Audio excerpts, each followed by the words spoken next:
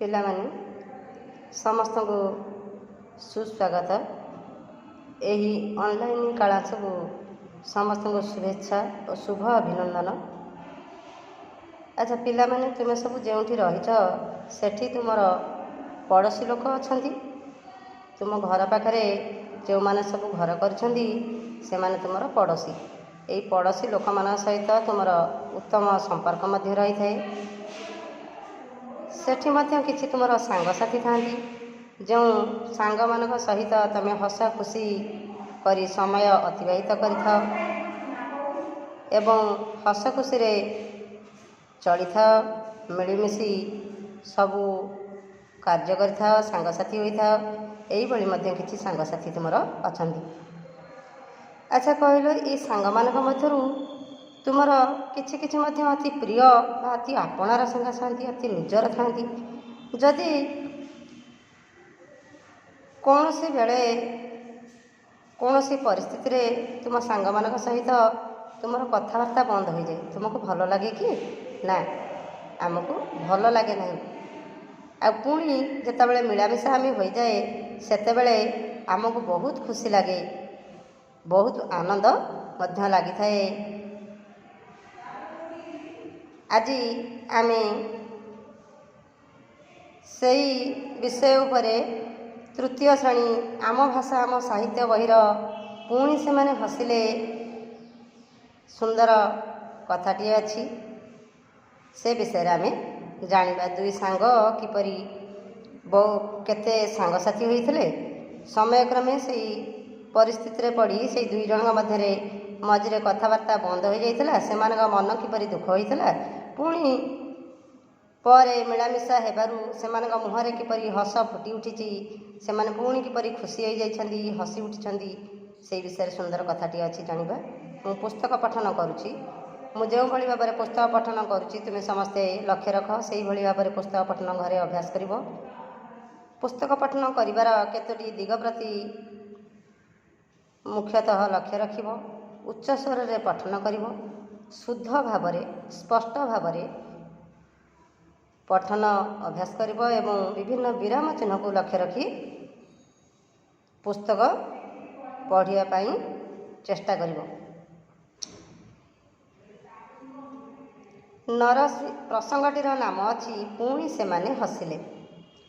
नरसिंहपुर गाँव में करीमी और कृपासिंधुर घर दुई जनकर घर पाखापाखि। सकाळु उठिले मुह देखा देखी विपद आपदे कांध को कांध मिलाई ठिया हुअंती। जानी जात्रा और पुनेई परब मिलमिशि पालती। कृपासिंधुर झील सोमा करीमीर झील हासिना दुहें गोटे श्रेणी रे पढ़ती पाखापाखि बसंती एकाठी खेलती एकाठी बुलती। करीमी निज घरे पाली थाए किछि कुकुड़ा।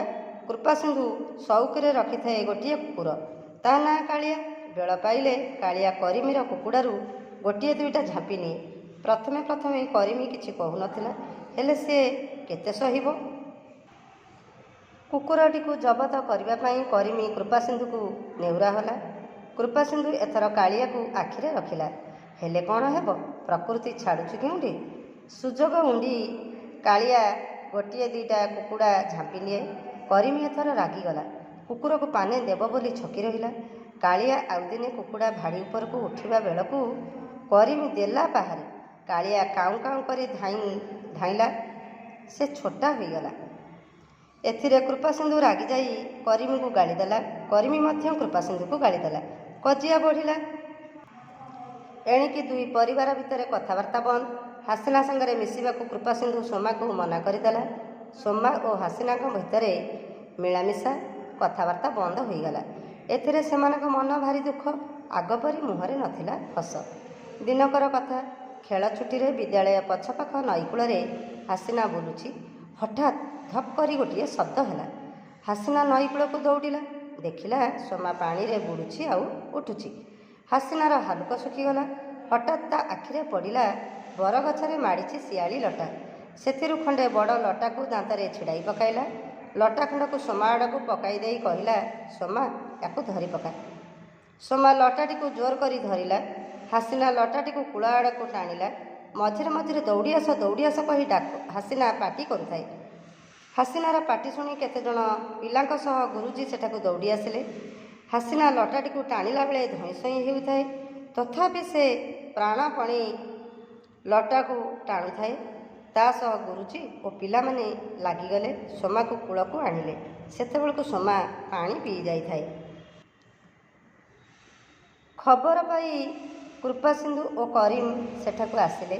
ଗୁରୁଜୀ କହିଲେ, କୃପାସିନ୍ଧୁ, ତମେ ସୋମାକୁ ହାସିନା ସାଙ୍ଗରେ ମିଶିବାକୁ ମନା କରିଥିଲ।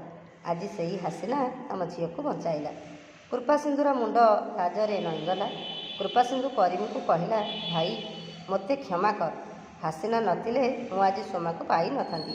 କରିମ ଓ କୃପାସିନ୍ଧୁ କୋଳାକୁଳି ହେଲେ। ସୋମା ଓ ହାସିନାଙ୍କ ମୁହଁରେ ଫୁଟି ଉଠିଲା ହସ। ଏଇଭଳି ଭାବରେ ପୁସ୍ତକ ପଠନ ଅଭ୍ୟାସ କରିବ। ଏବେ ଆମେ ତାର ସାରାଂଶ ବୁଝିବା। ନରସିଂହପୁର ନାମରେ ଗୋଟିଏ ଗାଁ ଥିଲା। ସେହି ଗାଁରେ ଅନେକ ଲୋକ ଘର କରିଥିଲେ। ସେମାନଙ୍କ ମଧ୍ୟରେ କରିମି ଓ କୃପାସିନ୍ଧୁ ଥିଲେ। ଏଇ କରିମି ଓ କୃପାସିନ୍ଧୁଙ୍କ ଘର ପାଖାପାଖି ଖୁବ୍ ପାଖାପାଖି ଥିଲା। ସେମାନେ ଦୁଇଜଣ ଭଲ ପଡ଼ୋଶୀ ଥିଲେ। ସେମାନଙ୍କ ମଧ୍ୟରେ ଉତ୍ତମ ବୁଝାମଣା ଥିଲା। ହସ ଖୁସିରେ ସେମାନେ ସମୟ ଅତିବାହିତ କରୁଥିଲେ। ବିପଦ ଆପଦରେ ପରସ୍ପରକୁ ସାହାଯ୍ୟ ସହଯୋଗ କରୁଥିଲେ। ଯାନିଯାତ୍ରା ପୁନେଇ ପର୍ବ ମଧ୍ୟ ମିଳିମିଶି ପାଳୁଥିଲେ। ସେମାନଙ୍କ ଘର ପାଖାପାଖି ଥିଲା। ସେମାନେ ରାତି ପାଇଲେ ମୁହଁ ଚାହାଁ ଚାହିଁ ମାନେ ପ୍ରତିଦିନ ଦେଖା ସାକ୍ଷାତ ହେଉଥିଲେ, ପରସ୍ପରକୁ ଦେଖୁଥିଲେ ଏବଂ ସୁଖ ଦୁଃଖ ଭଲ ମନ୍ଦ ସବୁ ଜାଣୁଥିଲେ। ଏଇଭଳି ଭାବରେ ସେମାନେ ଚଳୁଥିଲେ। ସେମାନଙ୍କର ଦୁଇଟି ଝିଅ ଥିଲା। କୃପାସିନ୍ଧୁର ଝିଅ ସୋମା ଆଉ କରିମିର ଝିଅ ହାସିନା। ସେ ଦୁଇଜଣ ମଧ୍ୟ ବହୁତ ସୁନ୍ଦର ସାଙ୍ଗ ଥିଲେ। ସେହି ନରସିଂହପୁର ଗାଁରେ ଥିବା ପ୍ରାଥମିକ ବିଦ୍ୟାଳୟରେ ସେମାନେ ଦୁଇଜଣ ଗୋଟିଏ ଶ୍ରେଣୀରେ ଏକା ଶ୍ରେଣୀରେ ପଢ଼ୁଥିଲେ। ପାଖାପାଖି ବସୁଥିଲେ, ଏକାଠି ଖେଳୁଥିଲେ, ଏକାଠି ବୁଲୁଥିଲେ। ଏହିଭଳି ଭାବରେ ସେ ଦୁଇଜଣ ବହୁତ ସୁନ୍ଦର ସାଙ୍ଗ ଥିଲେ। ତାହେଲେ ପିଲାମାନେ, ଆମେ ଦେଖିପାରୁଛେ ଏଇ ଚିତ୍ର ଦୁଇଟି, ହାସିନା ଆଉ ସୋମା କିପରି ଖେଳୁଛନ୍ତି ସାଙ୍ଗ ହୋଇକି।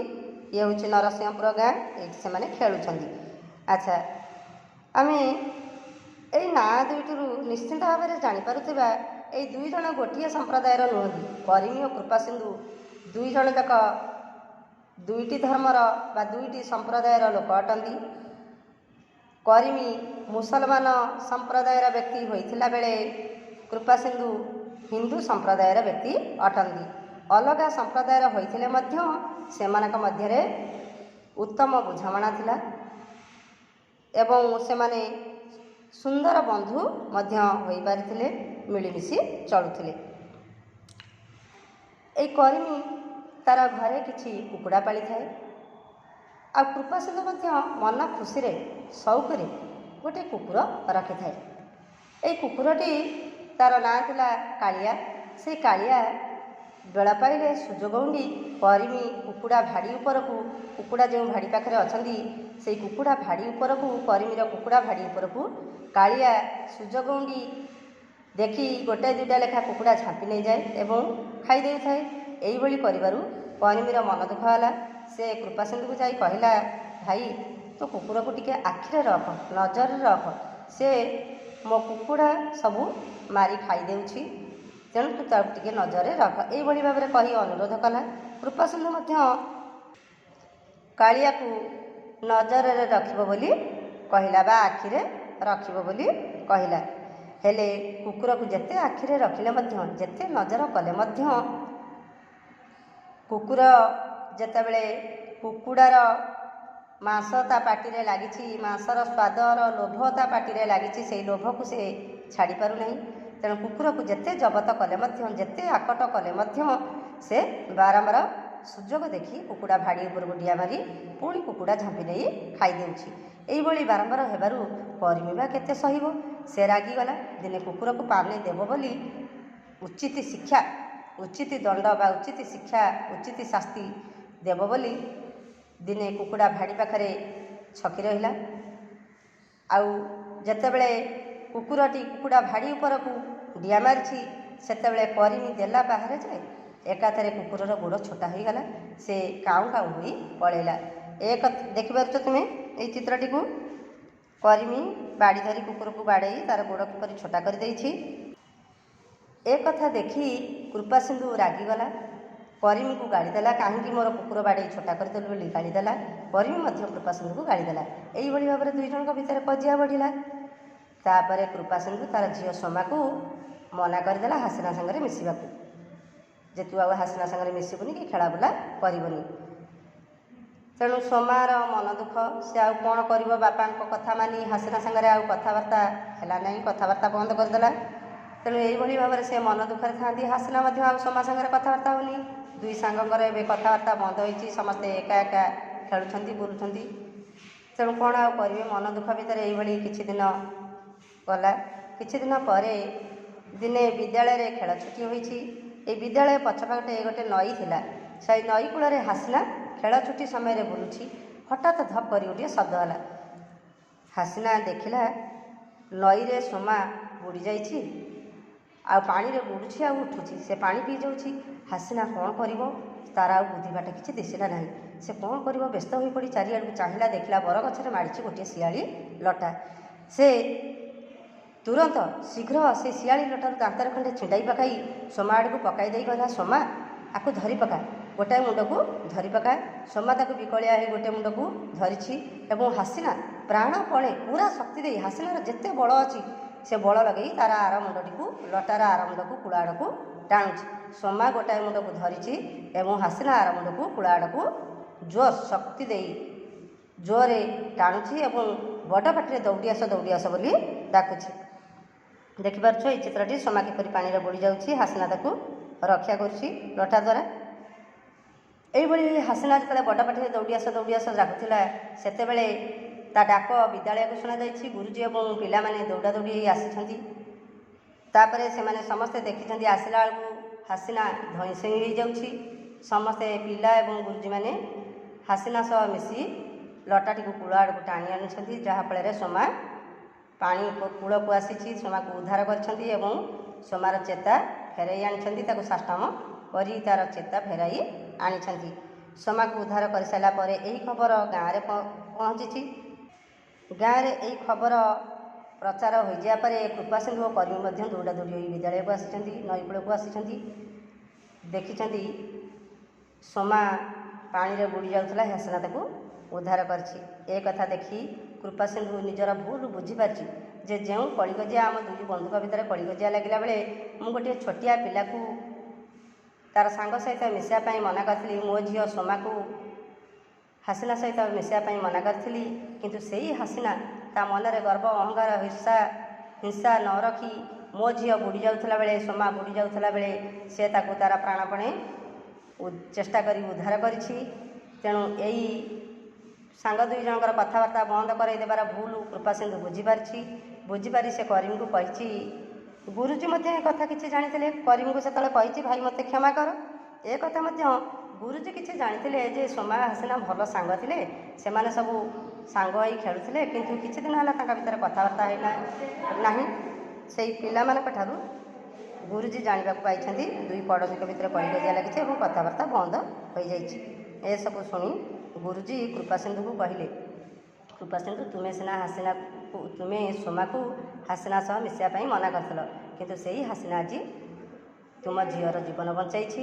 ଏ କଥା ଶୁଣି କୃପାସିନ୍ଧୁ ନିଜର ଭୁଲ ବୁଝିପାରିଛି ଏବଂ କରିମକୁ ଯାଇ କୁଣ୍ଢେଇ ପକାଇ କହିଛି, ଭାଇ ମୋତେ କ୍ଷମା କରିଦିଅ, ମୁଁ ଯେଉଁ କାମ କରିଛି ସେ କାମ ନିଶ୍ଚିନ୍ତ ଭାବରେ ମୁଁ ଭୁଲ କରିଛି। ପିଲାମାନଙ୍କର କଥାବାର୍ତ୍ତା ସାଙ୍ଗସାଥି ବନ୍ଦ କରାଇ ଦେଇଥିଲି, ତେଣୁ ଏହା ନିଶ୍ଚିନ୍ତ ଭାବରେ ଏକ ଖରାପ କାମ, ଆଉ ଏଭଳି କାମ ମୁଁ କରିବି ନାହିଁ। ଏଥର ମୋତେ କ୍ଷମା କରିଦେ। ହାସିନା ନଥିଲେ, ତୁମ ଝିଅ ହାସିନା ନଥିଲେ ମୋ ଝିଅ ଆଜି ବଞ୍ଚିପାରିନଥାନ୍ତା। ତେଣୁ ତୁମ ଝିଅ ହାସିନା ମୋ ଝିଅକୁ ବଞ୍ଚାଇଥିବାରୁ ମୁଁ ତୁମ ପାଖରେ ଅନୁତପ୍ତ, ଆଉ ମୋ ଭୁଲ ପାଇଁ ମଧ୍ୟ ମୁଁ ଅନୁତପ୍ତ। ତେଣୁ ମୋତେ କ୍ଷମା କରିଦିଅ। ଏହା କହି କୃପାସିନ୍ଧୁ କରିମକୁ କୁଣ୍ଢାଇ ପକାଇଛି। କରିମି ମଧ୍ୟ କୃପାସିନ୍ଧୁକୁ କୁଣ୍ଢାଇ ପକାଇଛନ୍ତି। ଦୁଇ ବନ୍ଧୁ ମିଳାମିଶା ହୋଇଯାଇଛନ୍ତି, କୋଳାକୋଳି ହୋଇଛନ୍ତି। ତାଙ୍କୁ ଦେଖି ସୋମା ଓ ହାସିନା ମଧ୍ୟ ସାଙ୍ଗ ହୋଇଯାଇଛନ୍ତି। ସେମାନଙ୍କ ମୁହଁରେ ହସ ଫୁଟି ଉଠିଛି। ସେମାନେ ପୂର୍ବରୁ ଯେଉଁ କଥାବାର୍ତ୍ତା ସେମାନଙ୍କର ବନ୍ଦ ହୋଇଯାଇଥିଲା, ସେଥିପାଇଁ ସେମାନଙ୍କ ମୁହଁରେ ଦୁଃଖ ଥିଲା।